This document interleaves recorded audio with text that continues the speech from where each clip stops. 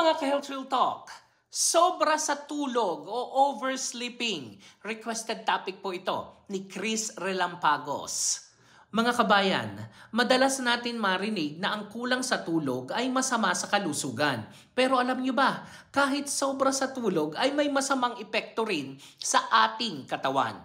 At ano ang itinuturing na sobra? Karaniwan, 7 to 9 hours ang recommended sleep para sa adults. Kapag lagpas ng 9 to 10 hours araw-araw at lalo na kung laging inaantok pa rin, kahit mahaba na ang tulog, ito ay maituturing na oversleeping. Mga epekto ng sobrang pagtulog. Pagod pa rin kahit mahaba ang tulog dahil nababago ang circadian rhythm at sleep cycle ng katawan. Kaya kahit mahaba, hindi quality ang tulog. Mas mataas ang risk sa sakit sa puso at diabetes. Meron ngang studies na nagsasabing ang oversleeping ay konektado sa mataas na blood sugar at cholesterol levels. Pagsakit ng ulo at likod.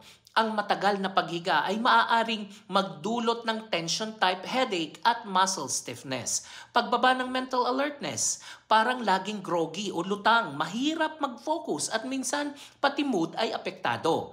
Maaring senyales ng mas malalang kondisyon. Ang sobrang antok na tulog ay minsan sintomas ng sleep apnea, thyroid problems, depression o iba pang medical issues. Ano ang pwede nating gawin? Iset ang consistent sleep schedule.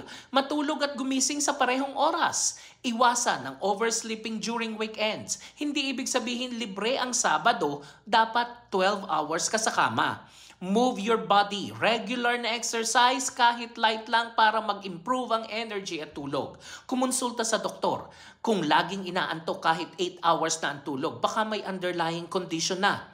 Hindi lang kulang, pati sobra ay masama.